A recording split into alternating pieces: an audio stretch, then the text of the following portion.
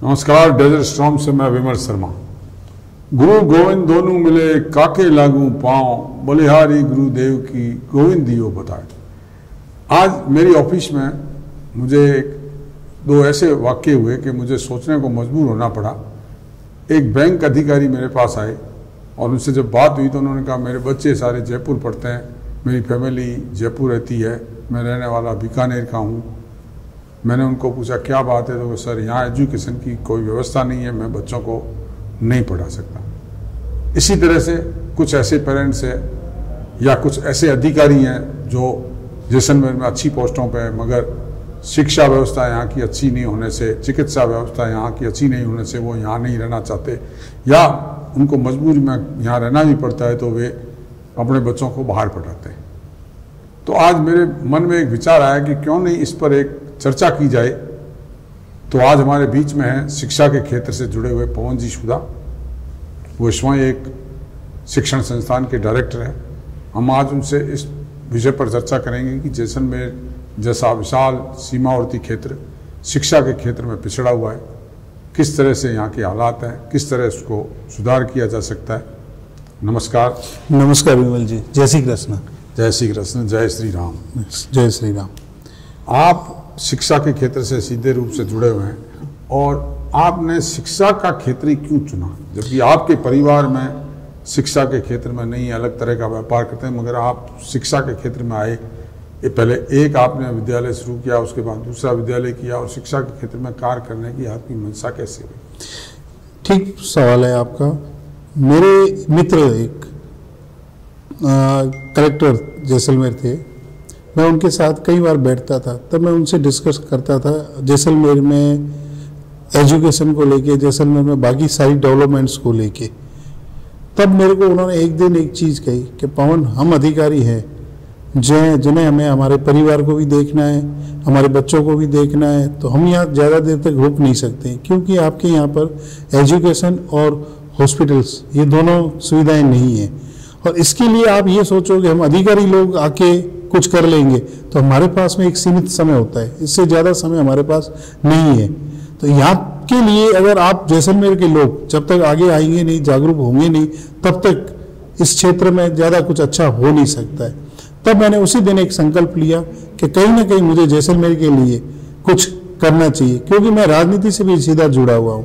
और राजनीति में अगर मैं कभी जैसलमेर से कुछ चाहता हूँ, जैसलमेर की जनता से कुछ चाहता हूँ, तो पहले मैं देना सीखूँ उनको। और इसी क्षेत्र की इसी कारण से मैं शिक्षा से सीधा जुड़ा हूँ और मैंने एक छोटा सा विद्यालय से शुरुआत की है।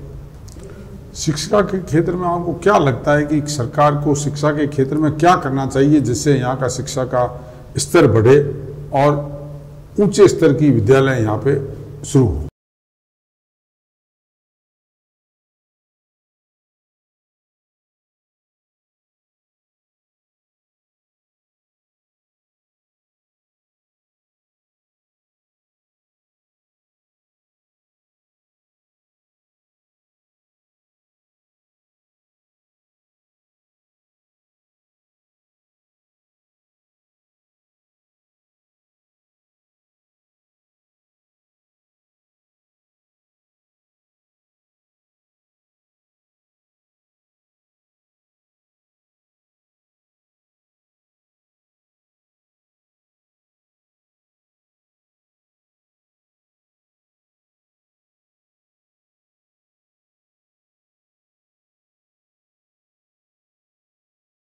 प्रयास समय समय पे करती है। खास करके हमें जैसलमेर वासियों को इस क्षेत्र के अंदर विशेष करके ध्यान रखना होगा कि हमारे बच्चे जिन स्कूल्स में जाते हैं, क्या उस स्कूल्स में जो पाठ्यक्रम है, क्या वो पाठ्यक्रम आज के समय के अनुरूप है या नहीं है। क्या सिर्फ और सिर्फ हमें एक स्कूल सर्टिफिकेट्स दे रही एक क्लास से दूसरी क्लास में भेजने का, या वास्तव में जो उन्होंने पूरे साल में पढ़ाया है, जिस लेवल की पढ़ाई वो करवा रहे हैं, वो सारी चीज़ें ठीक है या नहीं है। इसलिए मैं एक चाहता हूँ कि आपके माध्यम से और जैसे मेरे शहर वासियों के माध्यम से और जिले वासियों के माध्यम से एक अच्छी कमेटी बने जिसके अंदर अच्छे डॉक्टर्स, इंजीनियर, सीए और भी जो एजुकेटेड लोग हैं वो मिलके एक कमेटी बनाए। उसमें फिर वो जैसलमेर की जो भी स्कूलें हैं, सरकारी है, उसके साथ साथ में जो प्राइवेट स्कूल्स है, जो बड़े बड़े बैनर लिए चल रही है, जहाँ पर हजारों बच्चे आज की तारीख में हमारे जैसलमेर के जा रहे हैं, वहाँ पर क्या पाठ्यक्रम है, उस पाठ्यक्रम पे विचार विमर्श करें। क्या वास्तव में ये पाठ्यक्रम सही है जो आने वाले समय में हमारे बच्चों को आईएएस, आईपीएस, डॉक्टर, इंजीनियर बनाने के लिए सक्षम है? जैसलमेर जिले की अगर चर्चा करें तो जैसलमेर जिले में अन्य पदों पर डॉक्टर, इंजीनियर, चाहे वो वायुसेना हो, चाहे, मगर जैसलमेर जिले से बड़े लेवल पे आईएएस भी निकले हैं, आईपीएस भी जैसलमेर से निकले हैं, आरपीएस भी निकले हैं, मगर जिस तादाद में निकलने चाहिए, जिस तरह क्यों ना, वो नहीं हो पा रहे हैं। उसका क्या रीजन है? उसका सबसे बड़ा रीजन ये है कि मैं इसमें सबसे ज़्यादा दोषी पेरेंट्स को मानता हूँ, क्योंकि जब हम किसी रेस्टोरेंट्स में जाते हैं, अगर हमें वहाँ का खाना अच्छा नहीं लगता है तो हम दोबारा उस रेस्टोरेंट में नहीं जाते हैं। क्यों? क्योंकि खाना ठीक नहीं है।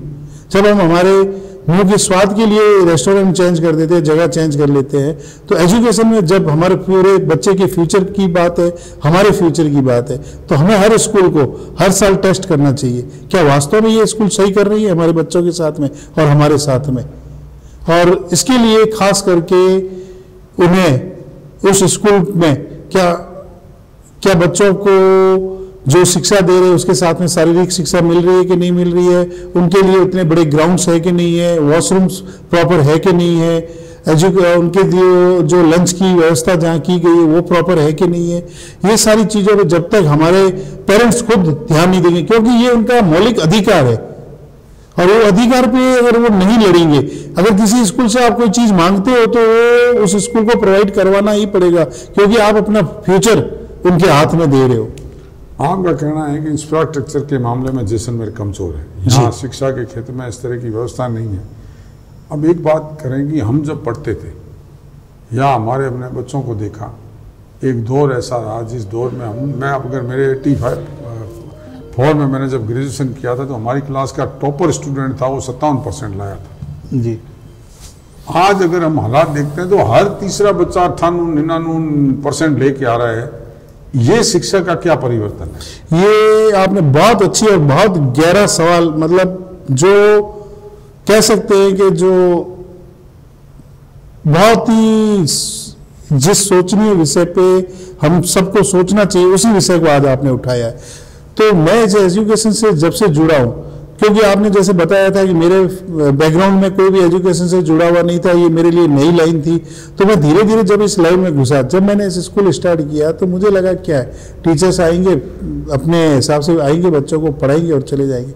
जिस दिन मैं इस लाइन के अंदर घुसा तब मुझे मालूम पड़ा कि हर पेरेंट्स अपनी कच्ची मिट्टी बच्चे के रूप में हमें ला के देते हैं, उसको मूर्त हमें बनाना है, उसको किस ढंग में हम ढाल रहे हैं, ये सारा काम हमारा है, हमारा दायित्व है। मगर हो क्या रहा है कि कहीं ना कहीं इसमें पेरेंट्स की भी एक बड़ी जिम्मेदारी बनती है कि पेरेंट्स ये चाहते हैं कि हमारा बच्चा 95, 80%, 90%, 98% या 100% मार्क्स लाए, जबकि ये चीज़ें पॉसिबल नहीं है।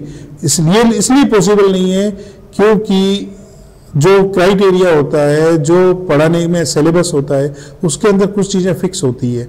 उसमें जैसे एक चैप्टर है, चैप्टर के पीछे जो क्वेश्चन आंसर दिए जाते हैं उसमें 3 क्राइटेरिया होते हैं। एक क्राइटेरिया होता है 35% तक का, फर्स्ट से लेके 35% तक का, उसके अंदर वो क्वेश्चन आंसर ऐसे होते हैं जो हर बच्चे को आते हैं।